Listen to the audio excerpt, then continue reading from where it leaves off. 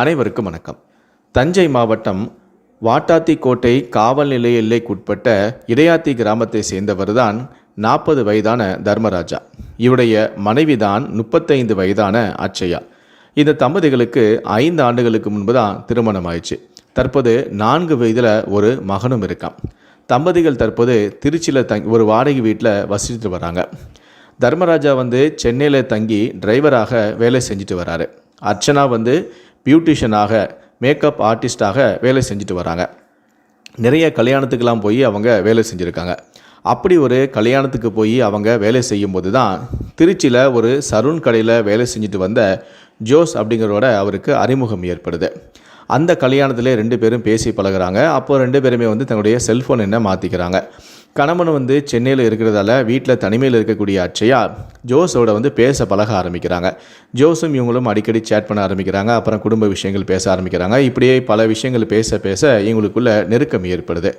கணவனும் வெளியூரில் இருக்கிறதால இதை தனக்கு சாதகமாக பயன்படுத்திட்ட அட்சயா ஜோஸோட நெருங்கி பழகவும் ஆரம்பிக்கிறாங்க.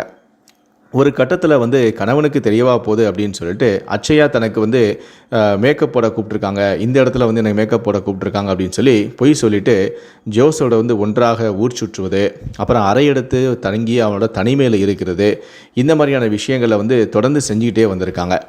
அடிக்கடி முந்திலாம் எப்பாவது ஒருக்க தான் இந்த மாதிரி யாராவது மேக்கப் போட கூப்பிட்றாங்க அப்படின்னு சொல்லிட்டு வெளியே போகக்கூடிய அட்சயா இப்போது அடிக்கடி வெளியே போகிறது தன்னுடைய கணவனான தர்மராஜாவுக்கு சந்தேகம் ஏற்படுது.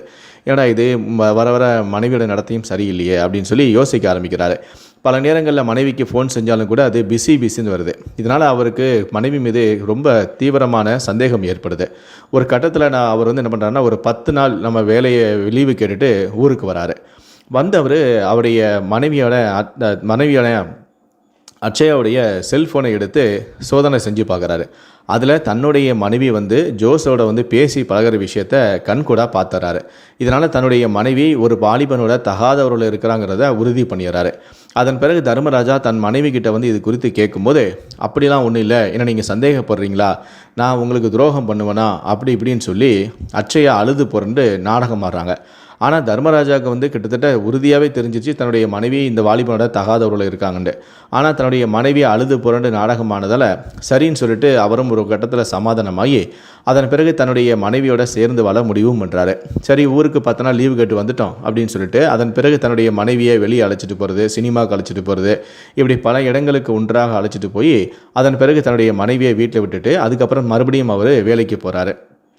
இவ்வளோ நாளாக ஜோஸோட நல்லா ஊர் சுற்றிட்டு ஜாலியாக இருந்தவங்க அதன் பிறகு கணவன் வெளியூருக்கு போன பிறகு கூட அதை தன்னால் கட்டுப்படுத்த முடியாமல் மறுபடியும் எனக்கு வேலை வந்திருக்கு, இந்த இடத்துல மேக்கப் போட கூப்பிட்ருக்காங்க அப்படி இப்படின்னு சொல்லிட்டு மறுபடியும் ஜோஸோட ஊர் சுற்ற ஆரம்பிக்கிறாங்க. அடிக்கடி தனிமையில் சந்தித்து உல்லாசமாக இருக்கவும் ஆரம்பிக்கிறாங்க. ஒரு கட்டத்தில் இந்த மாதிரி ஜோஸோட வெளியூர் இடத்துல அவங்க தனிமையில் இருக்கும்போது இல்லை ஊர் சுற்றும்போது கணவனான தர்மராஜாவோட தெரிஞ்ச ஒருத்தர் அதை பார்த்துறாரு. அதை பார்த்துட்டு உடனடியாக தர்மராஜாவுக்கு ஃபோன் பண்ணி, இந்த மாதிரி உன் பொண்டாட்டி ஒரு பையனோட ஊர் சுற்றிட்டு இருக்காளப்பா, என்ன ஏது அப்படின்னு சொல்லி கேட்குறாரு. இதை கேட்டதுமே தர்மராஜா பெரிய அதிர்ச்சி ஆகிறாரு. நம்ம புத்திமதி சொல்லணும், இந்த மாதிரி தகாதவர்கள் இருக்கான்னு கேட்டதுக்கு அப்படி இப்படி இல்லைன்னு சொன்ன தன்னுடைய மனைவி மறுபடியும் அதோட ஊர் சுற்றுறாளா அப்படின்னு சொல்லி அவர் கடுமையான ஆத்திரத்துக்கு சொல்கிறாரு. உடனடியாக தன்னுடைய மனைவிக்கு அவர் ஃபோன் பண்ணி, நீ இப்போ எங்கே இருக்க, எந்த ஊரில் நீ மேக்கப் ஆர்டிஸ்ட்டாக போயிருக்க, யார் உன்னை கூப்பிட்ருக்கா, எல்லா டீட்டெயிலும் எனக்கு சொல்லு, நான் இப்போ ஊருக்கு தான் கிளம்பி வந்துக்கிட்டு இருக்கேன் அப்படிங்கிற மாதிரி ஃபோன் பண்ணுறாரு. இதை கேட்டதுமே அட்சயா அதிர்ச்சாராங்க. ஏன்னா அவங்கள யாருமே வேலைக்கு கூப்பிடலை. கணவன்கிட்ட ஒரு பொய்யை சொல்லிட்டு தான் இந்த மாதிரி ஜோஸோட ஒன்றாக ஜாலியாக ஊர் சுற்றிட்டு இருக்காங்க அப்படிங்கிற விஷயம் கணவனுக்கு தெரிஞ்சிருச்சு. அப்போ நம்ம அவரை போய் பார்த்தோம்னா கண்டிப்பாக நம்மளை அடிச்சே கொன்னுடுவார் அப்படின்னு சொல்லி அவங்க பயப்படுறாங்க. யார்? அட்சயா பயப்படுறாங்க. இதை தன்னுடைய காதலான ஜோஸ்கிட்டையும் சொல்கிறாங்க. அப்போ ஜோஸ் என்ன பண்ண நினச்சான்னா, சரி இந்த பொண்ணு எப்பாவது ஒருக்க தானே நம்ம தேடி வரா, இவனை நம்மளே வச்சுக்கலாம், ஆசை தீர இவளை நம்ம அனுபவிச்சுக்கலாம் அப்படின்னு சொல்லிட்டு ஜோஸ் என்ன பண்ணுறான்னா, உடனே அட்சயா கிட்ட, உன் புருஷன் கண்டிப்பாக உன்னை ஏதாவது பண்ணிடுவான், அதனால் நீ உன்னுடைய ஃபோனை சுவிட்ச் ஆஃப் பண்ணிடு, நான் உன்னை கூட்டிகிட்டு போகிறேன், நம்ம 2 பேரும் எங்கேயாவது போய் ஜாலியாக வாழலாம் அப்படின்னு சொல்லிட்டு ஆசை வார்த்தை சொல்கிறான். இந்த ஆசை வார்த்தையில் மயங்கி அட்சயாவும் சரின்னு சொல்லிட்டு தன்னுடைய செல்ஃபோனை சுவிட்ச் ஆஃப் பண்ணிவிட்டு ஜோஸோட ஓடி போயிடுறாங்க. அதன் பிறகு ஜோஸ் தனியாக ஒரு வீடு எடுத்து அட்சயாவோட குடும்பம் நடத்த ஆரம்பிக்கிறாரு. கிட்டத்தட்ட 6 மாத காலமாக தன்னுடைய மனைவியான அட்சயாவும் ஜோஸும் எங்கே போனாங்கன்னு தெரியாத அளவுக்கு தலைமறைவாக இருந்து தன்னுடைய கள்ளக்காதலை வந்து வளர்த்துட்டு வராங்க. இன்னொரு புறம் வந்து குழந்தைய வீட்டில் விட்டுட்டு போன அட்சயா திரும்ப வீட்டுக்கு வராத அந்த குழந்தைய வந்து கஷ்டப்பட்டு தர்மராஜா வளர்த்துட்டும் வராரு. அதே சமயத்தில் தன்னுடைய மனைவியை வந்து தேடிக்கிட்டும் இருக்காரு. போலீஸ் ஸ்டேஷன்லையும் போய் கம்ப்ளைண்ட்டும் கொடுக்குறாரு. அதன் பிறகு போலீஸாரும் வந்து அட்சயாவை தேட ஆரம்பிக்கிறாங்க. அவர் கட்டத்தில் வந்து அட்சயாவுக்கு வந்து தன்னுடைய கணவன் போலீஸில் வந்து புகார் கொடுத்துருக்காரு, போலீஸாரும் நம்மளை தேடுறாங்க அப்படிங்கிற விஷயம் வந்து தெரிய வந்து அதன் பிறகு 6 மாதம் காலத்துக்கு அப்புறமா வந்து தர்மராஜாவுக்கு ஃபோன் பண்ணி அவங்க பேச ஆரம்பிக்கிறாங்க. அப்போ தான் தர்மராஜா ஒரு கட்டத்தில் மனைவிக்கிட்டேருந்து நம்ம டைவர்ஸ் வாங்கிடலாம் அப்படின்னு சொல்லி ஒரு முடிவுக்கே வராரு. அப்போ தர்மராஜா வந்து எனக்கு நீ டைவர்ஸ் கொடுத்துரு அப்படின்னு சொல்லிட்டு கூப்பிட்றாரு. அப்போது அட்சயாவை வந்து நான் யோசிச்சுட்டு பதில் சொல்கிறேன் அப்படின்னு சொல்லிட்டு ஜோஸ் கிட்ட போய் கேட்குறாங்க. இந்த மாதிரி என்னுடைய கணவனான தர்மராஜா வந்து டைவர்ஸ் கேட்குறாரு, என்ன பண்ணலாம் அப்படின்னு சொல்லி ஜோஸ் கிட்ட போய் கேட்கும்போது ஜோஸ் என்ன சொல்கிறாருன்னா, இல்லை நீ போகாத, அவன் வந்து சும்மா உன்னை வந்து ஏமாற்றி உன்னை கூப்பிட்றான், கண்டிப்பாக உன்னை வந்து அவன் கொலை பண்ணிவிடுவான், உன்னை ஏதாவது அவன் செஞ்சுடுவான், நீ அவனை நம்பி போகாத அப்படின்னு சொல்லிட்டு மறுபடியும் அட்சயாவை தான் கட்டுப்பாட்டுக்குள்ளே வச்சுக்கிறான். அதனால் இவனுடைய பேச்சை கேட்டு அட்சயா திரும்ப அவனுக்கு டைவர்ஸ் கூட கொடுக்க மாட்டேன் அப்படின்னு சொல்லிட்டு, நான் அவனை நேரில் வந்து பார்க்கவே மாட்டேன் அப்படின்னு சொல்லிட்டு ரொம்ப இதாக இருக்கிறாங்க. ஒரு கட்டத்தில் தர்மராஜா வந்து போலீஸ் ஸ்டேஷனில் போய் வந்து ப்ரெஷர் கொடுக்க ஆரம்பிக்கிறாங்க. இந்த மாதிரி என் பொண்டாட்டி எனக்கு ஃபோன் பண்ணால் இந்த மாதிரி அப்படி இப்படின்னு சொல்லி திரும்ப ப்ரெஷர் கொடுக்கும்போது வேறு வழி இல்லாமல் அப்புறம் குடும்பத்தாரெல்லாம் வச்சு பேசி அட்சயாவை வர வச்சு திரும்ப 2 பேருமே வந்து ஒன்றா சேர்த்து வச்சிடறாங்க. குழந்தையோட எதிர்காலம் வந்து பாதிக்கும் அப்படின்னு சொல்லிட்டு பெரியவங்களாம் அட்வைஸ் பண்ணதுக்கப்புறம் தர்மராஜாவும் சரி, நம்ம குழந்தைக்கு எப்படியும் ஒரு தாய் தேவை, நம்ம இவ்வளோ விவாகரத்து பண்ணிவிட்டு வேற ஒரு கல்யாணம் பண்ணாலும் கூட நமக்கு அவள் பொண்டாட்டி ஆயிடுவா, ஆனால் நம்ம குழந்தைக்கு அவள் அம்மாவா ஆக மாட்டா, அதனால் நம்ம வந்து தன்னுடைய மனைவியோட இந்த தவறான விஷயத்தை நம்ம வந்து மறந்து அவளை ஏற்றுக்கலாம் அப்படின்னு சொல்லிட்டு ஒரு கட்டத்தில் எல்லாருடைய பேச்சையும் கேட்டு டைவர்ஸ் அப்படிங்கிற முடிவையும் மாற்றி தான் நம்ம விரும்பின இன்னும் காதலிச்சிருக்கக்கூடிய தன்னுடைய மனைவியை பெரிய மனமும் இல்லாமல் அவர் ஒரு கட்டத்தில் மனைவி செஞ்ச எல்லா விஷயத்தையுமே மறந்து அவரை ஏற்றுக்கிட்டு மறுபடியும் குடும்பம் நடத்த ஆரம்பிக்கிறாங்க. அதன் பிறகு 2 பேருமே கொஞ்ச நாளாக சந்தோஷமாக வாழ ஆரம்பிக்கிறாங்க. இதற்கிடையில் அட்சயாவால் தன்னுடைய காதலான ஜோஸை வந்து மறக்க முடியல.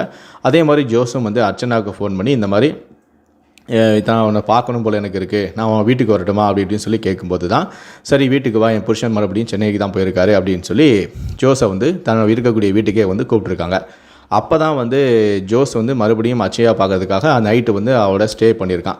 அந்த விஷயம் வந்து தர்மராஜாவுக்கு எப்படியே தெரிய வந்து தான் அவர் வேலைக்கு போனவர் திடீர்னு ஊருக்கு வந்து தான் மனைவி வந்து இந்த மாதிரி கள்ளக்காதல் இருக்கிறத கையும் களவுமாக வந்து வீடியோ மூலமாக அவனை பிடிக்கிறாரு. அவனை வெளியே வர சொல்லு அப்படின்னு சொல்லிட்டு அந்த வீடியோவில் வந்து அதை ரெக்கார்ட் பண்ணுவார். சமூக ஊடகங்களில் தற்போது அந்த வீடியோ தான் வந்து வைரல் ஆகிட்டு வருது. அப்போ நான் ஏன் பொண்டாட்டி கூட ஸ்டே பண்ண நீ யாரா அப்படின்னு சொல்லிட்டு அந்த வீடியோ எடுத்து அவனை அடித்து அங்கேருந்து விரட்டி விடுறாரு. அதன் பிறகு தான் இவங்க 2 பேருக்குள்ள வந்து பிரச்சனை ஏற்படுது. 2 பேருமே ஒன்றா இருக்கக்கூடியதை பார்த்த தர்மராஜாவால் அதை தாங்கிக் கொள்ள முடியாமல் தினமும் மனைவி கூட வந்து சண்டை போட்டுக்கிட்டே வந்திருக்காரு. அட்சயா கிட்ட வந்து பிரச்சனை பண்ணிகிட்டே வந்திருக்காரு. 2 பேரும் மாறி மாறி பிரச்சனை செஞ்சுட்டே வர ஒரு கட்டத்தில் வந்து தன்னுடைய ஆத்திரத்தை தாங்கிக் கொள்ள முடியாமல் தன்னுடைய மனைவியை வந்து கத்தியால் முகம் உள்ளிட்ட பல பகுதிகளில் கீறி விட்டு அங்கிருந்து குழந்தையை தூக்கிட்டு வந்துடுறாரு. அதன் பிறகு வீட்டில் வந்து வலியால் துடிச்சிட்டு இருந்த அட்சயாவுடைய சத்தத்தை கேட்டு அக்கம் பக்கத்தில் உள்ளவங்க தான் வந்து அவங்கள மீட்டு மருத்துவமனையில் அனுமதிச்சிருக்காங்க. ஆனால் தான் மனைவியை வந்து இந்த மாதிரி கிழிச்சிட்டு வந்துட்டேன், இந்த மாதிரி அவங்க வந்து இறந்துருவாங்க அப்படின்னு நினச்சிக்கிட்டு தர்மராஜா என்ன பண்ணியிருக்காருன்னா சோஷியல் மீடியாவில் ஒரு வீடியோ வெளியிட்றாரு. நான் என்னுடைய மனைவியை தாக்கிட்டு வந்துட்டேன், அவள் தன்னுடைய காதலோட தனிமையில் இருக்கிறத நேரில் பார்த்ததால் என்னால் தாங்கிக் கொள்ள முடியலை அப்படின்னு சொல்லிட்டு ஒரு வீடியோவை வெளியிடுறாரு. அது மட்டும் இல்லை, இப்போ நான் வந்து ஜெயிலுக்கு போயிட்டேன்னா என் பையன் வந்து கஷ்டப்படுவான், அதனால் நான் வந்து ஜெயிலுக்கு போகல, நான் என் பையனும் நானும் விபரீதமான முடிவெடுக்கணும்னு முடிவு பண்ணிட்டோம். ஆனால் என்னுடைய நல்ல குடும்பத்தை கெடுத்த அந்த ஜோஸ் அப்படிங்கிற பையனை சும்மா விடாதீங்க, அவனுக்கு தகுந்த தண்டனை கொடுங்க அப்படின்னு சொல்லிட்டு தான் ஒரு விபரீதமான முடிவெடுக்க போகிறேன் அப்படின்னு சொல்லி அவர் வந்து ஒரு வீடியோ வெளியிட்டிருந்தார். அழுதபடியே ஒரு வீடியோ வெளியிட்டிருந்தார். அந்த வீடியோ சமூக ஊடகங்களில் பயங்கரமாக வைரல் ஆச்சு. இருந்த போதிலும் அவருக்கு தான் பாசமாக வளர்த்த தன்னுடைய குழந்தையை வந்து கொலை செய்ய மனம் இல்லை. அதனால் அவர் வந்து குழந்தையை கொல்லாமல் வச்சுக்கிட்டே இருந்திருக்காரு. இதே சமயத்தில் இந்த வீடியோவும் சமூக ஊடகங்களில் வைரலானதை தொடர்ந்து போலீஸாரும் தீவிரமான தேடுதல் வேட்டையில் ஈடுபடும் போது தான் தர்மராஜா வந்து தான் குழந்தையோடு இருக்கிற இடத்தை கண்டுபிடிச்சு அவரை கைதும் பண்ணிட்டாங்க. தற்போது அந்த குழந்தையை அவர் எதுவும் செய்யலை, ஆனால் அந்த குழந்தைக்கு எதுவும் ஆயிடக்கூடாது அப்படின்னு சொல்லி அந்த குழந்தையை வந்து காப்பகத்தில் வந்து சேர்த்துருக்காங்க. தர்மராஜாவையும் கைது பண்ணி போலீஸார் வந்து சிறையிலையும் அடைச்சிருக்காங்க. அவர் மீது பல வழக்குகளும் வந்து பதியப்பட்டிருக்கு. இந்த சம்பவத்தை பற்றிய உங்களுடைய கருத்துக்கள் என்ன அப்படிங்கிறத கீழே இருக்கக்கூடிய கமெண்ட் செக்ஷனில் மறக்காமல் சொல்லுங்கள். நன்றி, வணக்கம்.